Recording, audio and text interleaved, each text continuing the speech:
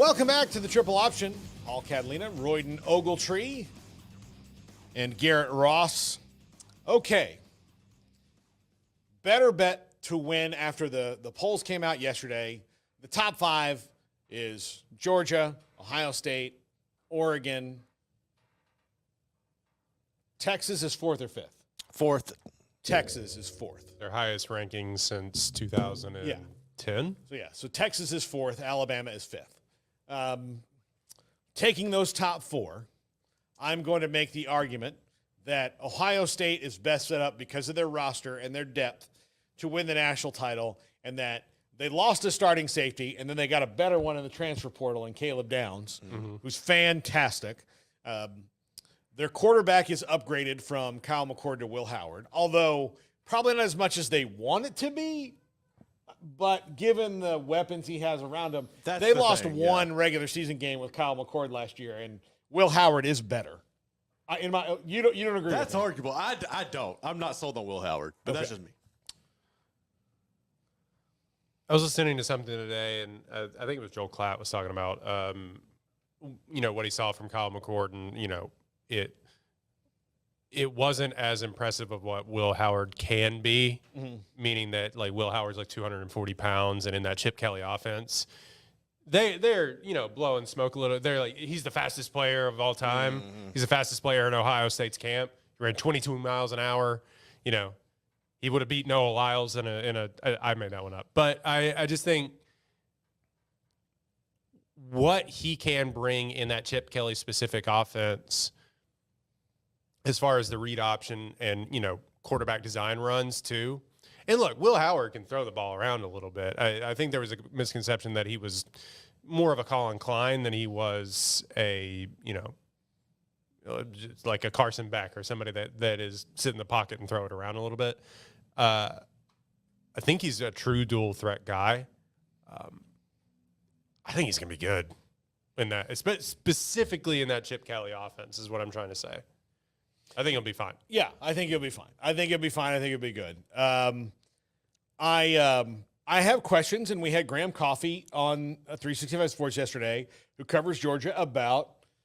And look, they're probably going to blow your mind with the guys that they have, but they have not a lot of proven weapons in the skill positions, and they've got a good quarterback, but the two best players that he had on that team last year are gone. Nope. And then now they've also expelled Ra Thomas from the team. So that's something to look at. Now, Royden, national champion right now of those four teams, where are you leaning?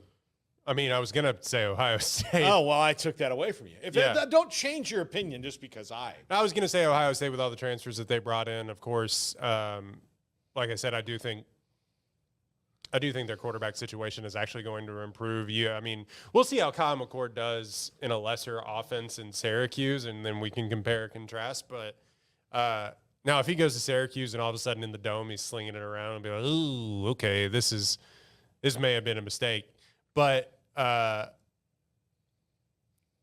biggest upgrade is that they just simply added one of the top offensive minds in the 21st century. To just be the offensive coordinator. Yeah. And I don't think that's talked about enough. A sitting head coach, Hall of Fame head coach, is just now your offensive coordinator because he simply didn't want to be at UCLA anymore. Yeah. No, I mean, that's a huge thing. And this is, if not now, when for Ryan Day? If not now, when is it going to happen? Well, and also, too, I think that Michigan is going to probably be down.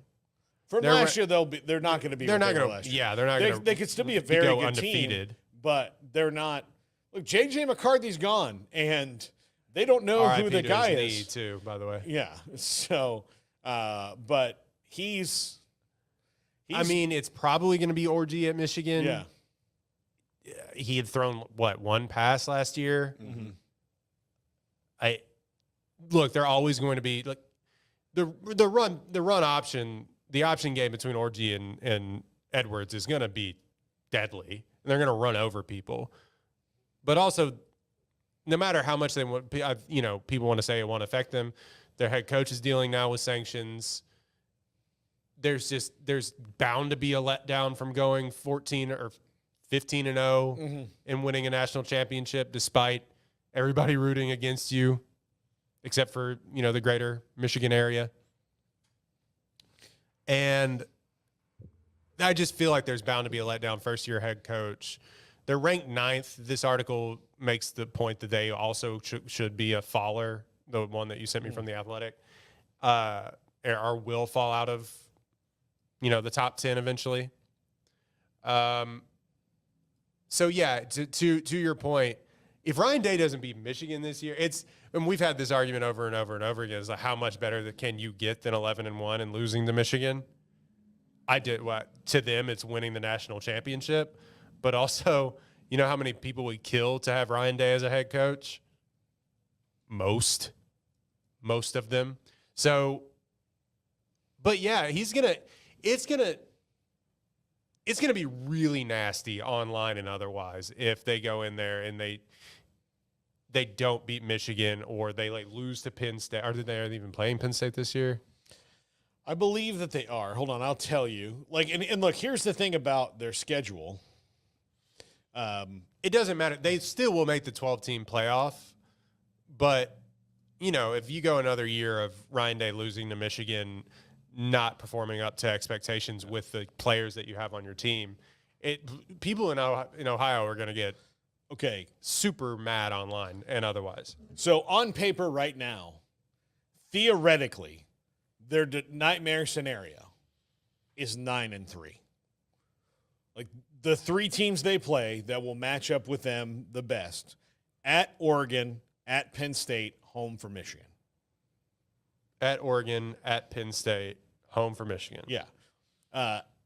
They play Akron, Western Michigan, and Marshall in non-conference. They go to Michigan State. They host Iowa. Then they go to Oregon. Then they host Nebraska after a bye. After their second bye. Then they go to Penn State, host Purdue, play at Wrigley Field against Northwestern, which that'll be cool. Then they host Indiana and Michigan, and then likely the Big Ten championship game against one of those teams, probably Oregon, Penn State, or Michigan. So, out of all of these teams, out of the top 4, who do you think has the best quarterback situation? Texas. You think Ewers? Yeah, above I would Beck? rank it Ewers, Beck, Gabriel, and Will Howard. Garrett, where are you on that? I think I would go with Texas's room. I'm still concerned with Ewers never making it through a full season healthy, but having a backup with the quote unquote caliber of Arch Manning is good. I would probably put. So at that point, then you could just say all the 4 and 5 stars that Oregon has as backups. Well, that's what I was going to say. Is I don't know the full quarterback room in Oregon, but I would put it up next, and then I would probably go Ohio State and Georgia last out of those. But I'd go Texas, Oregon, Ohio State, and Georgia as far as quarterbacks. Okay. I think Carson Beck's going to have a great year. I think he's going to be the number 1 pick. Yeah, I mean, right now he's the favorite to do that, and I think he'll have a great year. But yeah, and if you want to grade rooms, I would say that Texas has the best quarterback room. Yeah, that's probably what I mean, because pound for pound, player for player, I would put Carson Beck above Will Howard. Yeah. Ohio State has the best running back room. Mm-hmm. Georgia maybe has the best. Georgia and Texas might have the best offensive line. Oregon has the most, I think, playmakers. The most playmakers, kind of in general. Yeah. But Ohio State might have the best, wide receiver room in total, given the fact that they've been crushing that. They are a wide receiver now. Yeah. For a long time. So there's, among the top 4, there's not a lot, there's really not a lot of questions. And I'll just tell you this. If any of those 4 teams are not in the playoff, it is an absolute failure. Now, after the top 4, I think you can see a path where maybe they don't. What is Alabama with Kalen DeBoer? We don't know yet. Yep. I think they'll be fine. They have one of the best quarterbacks in the country in Jalen Milroe, and so I think they'll be fine. But after the top 4, you can start getting into, well, is Ole Miss for real? Can The argument makes that they believe that Ole Miss will fall off. yeah. Too. Do the top 3 or 4 teams of the ACC maybe beat each other up a little bit because there's not as much separation anymore between the top, one team, which was Clemson for a long time, and now the top 2 teams, and then now you've got Miami creeping up, NC State's really scary, Louisville. If Tyler Shuck can stay healthy, which is the biggest if in all of college football, if Tyler Shuck can stay healthy, Louisville's going to win games. I mean, they're going to win games. They won games with Jack freaking Plummer last year. Can Klubnik take the step that everybody wants him to take? Yeah, I don't really think it's as much on him as people think. It's not. He has no playmakers to throw the ball Yeah, to. I mean, that offense. I mean, it's more on Dabo and Garrett Riley to figure that out, and it's more on Dabo to kind of acknowledge They don't got a Shipley they can throw the ball to. he's or gone whoever? now. He's gone. He's playing for the Eagles. He's gonna. Here's what I know. Will Shipley might be like the most middle of the road NFL player, but I know against the Cowboys, Will Shipley will have huge games. Make a name for myself. You know what's going to be the hardest thing for me to experience is Johnny Wilson catching touchdowns over Cowboys defensive backs for however long that happens. They already don't have an answer for A.J. Brown and Devontae Smith, and you throw a 6'7" guy who runs a 4-5 in there, who I love like a son. How many non, Hall of Fame players can you name that have cooked your team in the NFL? I mean, like, most of them are Eagles. Yeah. Darren Sproles. They didn't have an answer for Darren Sproles until Sean Lee literally got in a room and just watched video of him. That was it. Like, Sean Lee's like, I'm tired of this. I'm going to just watch a video of him. And then, like, My argument is that Darren Sproles should be a Hall of Famer. Thank you for coming to my TED Talk. But honestly, like, Sean, I remember interviewing him one time at camp, and I said, your work on, like, watching the documentary, you were talking about Darren Sproles, and he's like, yeah, I worked really hard on that. We get done, and he's like, I probably should have elaborated. He said, I spent a month, like, at the facility every day just watching Darren Sproles. Yeah. He said, because we can't keep losing 2 games a year, pretty much because Darren Sproles will make a big play that's the difference in the game. And I was like, so what? People just came in. He's like, yep, watching Sproles again. And then I'm like, well, this is him in San Diego. He's not been there in 5 years. Doesn't matter. Yeah. I want to know everything about this guy. It's like, wow. Watching LaDainian Tomlinson film to get yeah, let's watch. Okay, get who he learned from. Here's LaDainian Tomlinson comes out, and then here's what Sproles does, and then people are like, oh my god, like that is. But that's the thing that's going to drive me nuts. That's a non sequitur to say, like, what is going to happen? Like, Notre Dame. I still have Notre Dame nightmares for about real. Maurice Jones-Drew. Sorry, I had to get that one. Who's the one for you, Derek Henry? No, it was Maurice Jones-Drew. Maurice Jones-Drew? Yeah, he was like 5'6", and he just absolutely ran through the Texans. There's something. Well, Derrick Henry's going to be a Hall of Famer, but the stats about Derrick Henry against the Texans, where no one else had 200-yard games, and he had like 4 against the Texans. Yeah. Anyway. Maurice Jones-Drew. Maurice Jones-Drew. David Garrard throwing a Hail Mary to no one. Yeah. Winning a game. Maurice Jones-Drew now, you saw him in the Super Bowl, right, Garrett? Yeah. He's like a total dad bod, dude. Like, Dad bod. You would pick him out as, like, not former, like, especially fantasy football stud, Maurice Jones-Drew. You would be like, who is the middle school gym teacher in this room? It's Maurice Jones-Drew. It's absolutely, that's what he looks like to me. It's like, you put him in like the gym teacher clothes, and he'd be like, all right, kids. Run a mile. Yeah. And we're going to climb the rope today. Yeah. Make sure you powder up. Under this, we're going to put 3 inches of foam mat under you. If you fall, duck and roll. Yeah. Curl into a ball. Yeah. Most of you will break bones. Right. Hopefully they're small. The Notre Dame thing is interesting, just going all the way back. But the Notre Dame thing is interesting because what games are they going to lose? They could make the playoff by going 10-2, and they should go 10-2. The problem is that Riley Leonard, I'm stealing this from the podcast I listened to, had 3 passing touchdowns last year. He's going to have to throw the ball down the field eventually, or maybe not. Maybe he just runs away from everybody and it doesn't matter. But, who are their difficult games on the schedule? I think they have 2. Notre Dame's most difficult games are A&M and Florida State. Right. Yeah.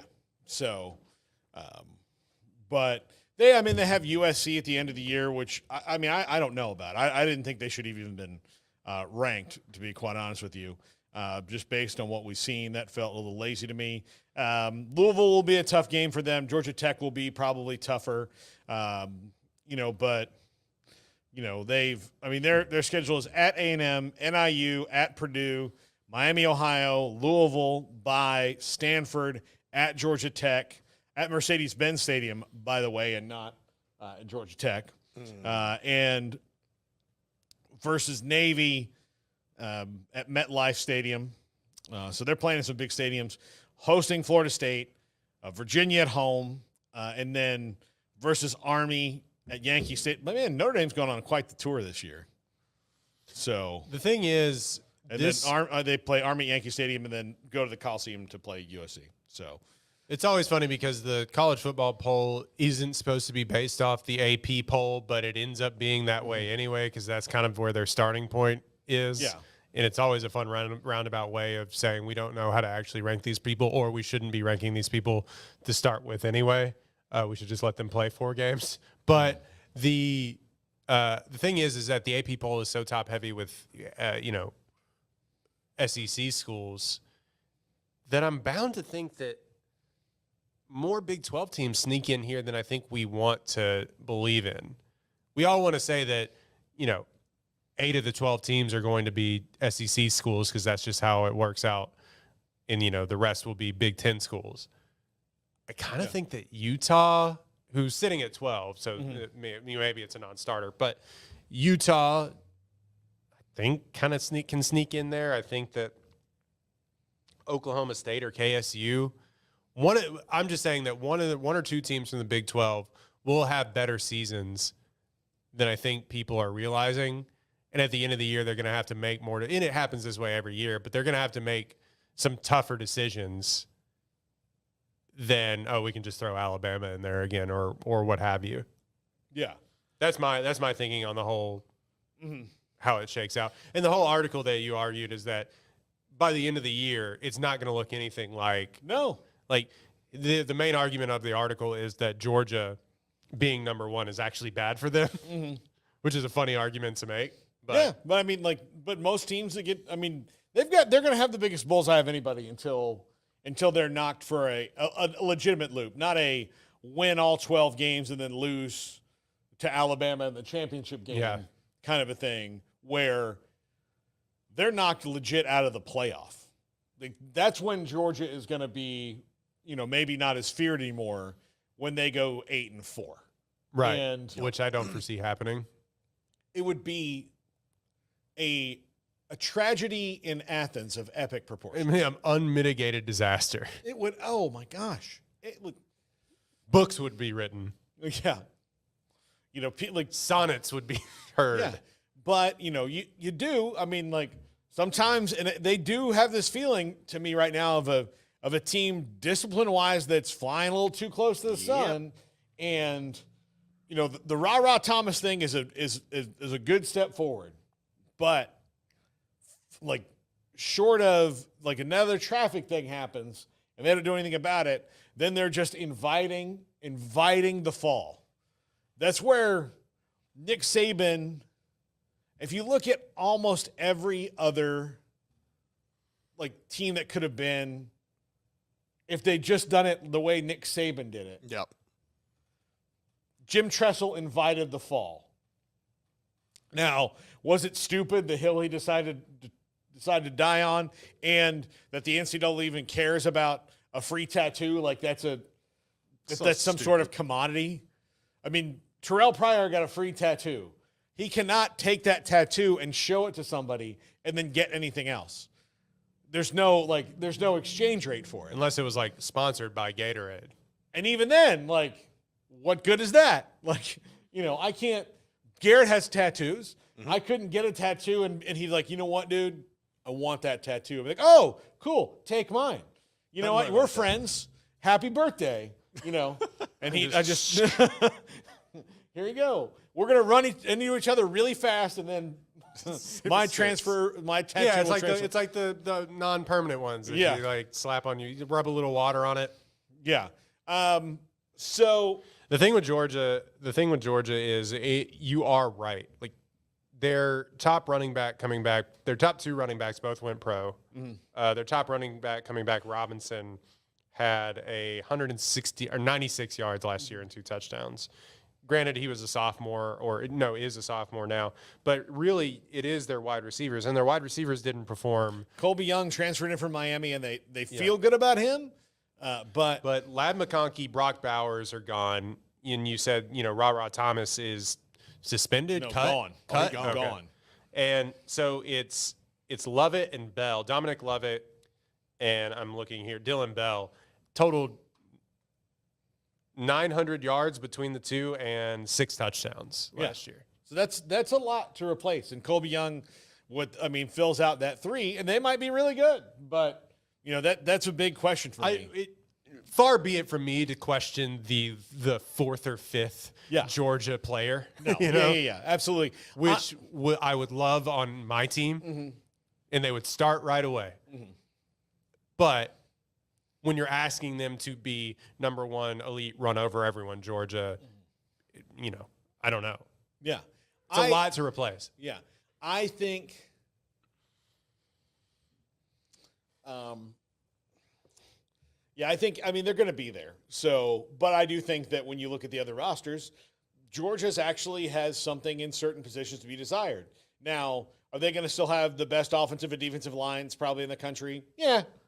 Win you a lot of games. Yeah, and that'll win you a lot of games. That's actually what kept them in early in the season when they were just uninspired.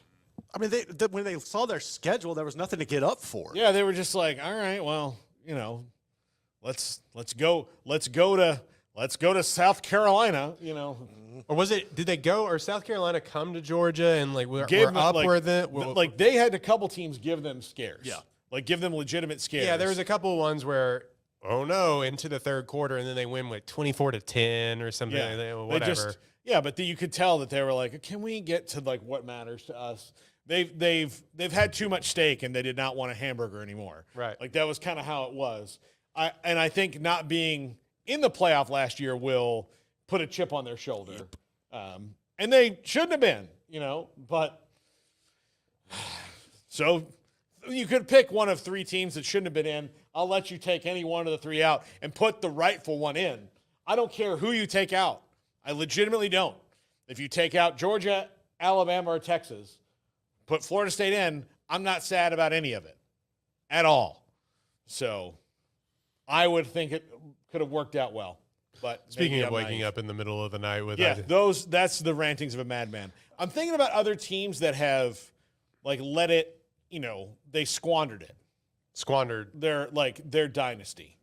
They could have, Florida with Urban Meyer certainly did. One of them. Because Florida, he was building something that could have been a Saban-level juggernaut, especially given the fact that, 2 years after he goes to Ohio State, he wins there.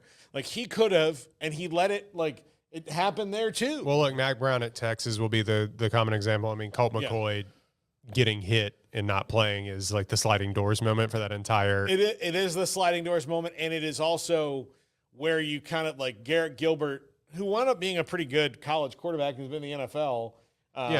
He's a millionaire. He's a backup quarterback in the NFL. But he just wasn't. Shook. He just wasn't. That poor kid didn't know. Wasn't a fit there, and where he was. He had to throw in hey, you need to win the national championship game against these all pros out here. Yeah. So that was something I would love to talk to Garrett Gilbert one day and just kind of go through all that. Never have talked. The stadium rating thing in the NCAA football, the new game, it would have broken through the meter. Yeah, and it was everything was wobbly. Yeah, absolutely. And they, but they were also, the other coaches in the Big 12 especially were finding talent where Texas was well, they're not on this list of the top 10 that you gave us. Yeah. If you're 11th, you disgust me. They got really snobby about their recruits, and they were recruiting guys because they were high recruits, and that's okay, great that you can get them, but they also have to fit what you do. Yeah. And that was the other thing. They'd get these guys in and hey, you're the best linebacker at, in Dallas. And it's yeah, but I don't fit your defense. I need to be somewhere else. Or this doesn't fit. And they were trying to put round pegs and square holes and all that stuff. So, or strike that, reverse it. Yeah. But they let it go. You can kind of argue that LSU kind of falls in this camp, but they're kind of like the San Francisco Giants, where it's like we're gonna win one every 2 years or something like that. Where it's like we're gonna suck for 2 years, and then we'll be back. We'll win another one. We'll go away, and then we'll come back and win another one. Yeah. But I mean, circumstances were differing for why they haven't squad. It's not like they had the same coaches or anything for the entire time. Maybe that's on the administration for killing that sort of run. Nick Saban. Saban 1-1 left.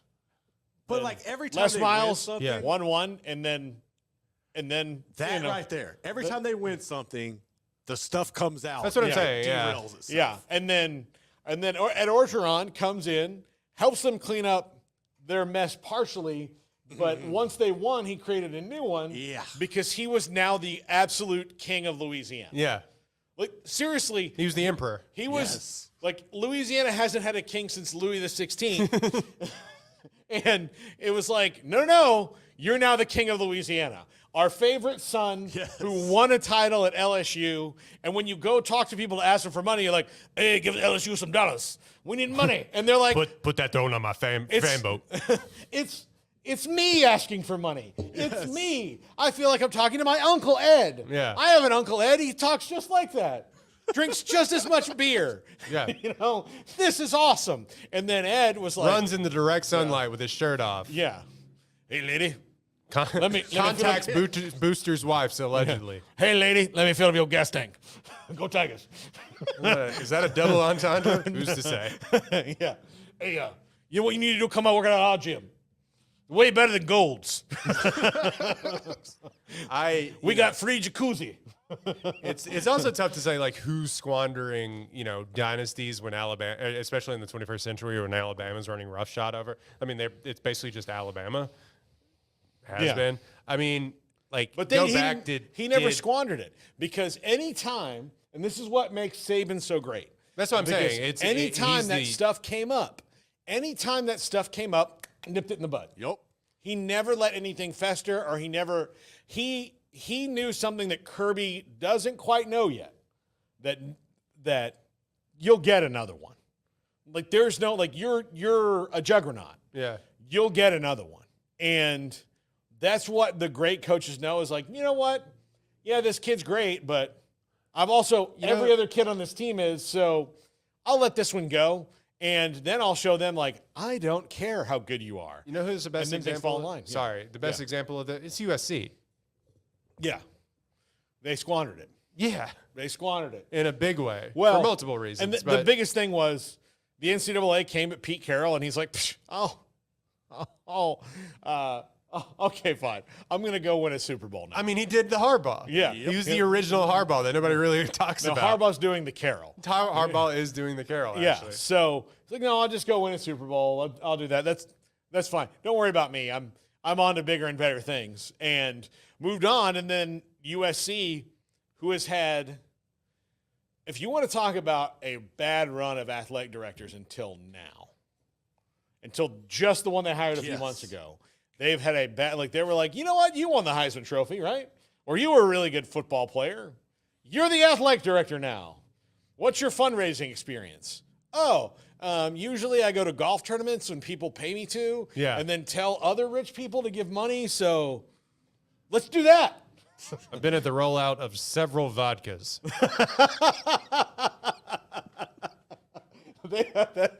That's the ender right there. Yeah. That's the ender. I've been at the rollout of several vodkas. They have good ideas. Yeah. Everybody gets a little one. Yeah, exactly. Here. There's a little Trojan on it.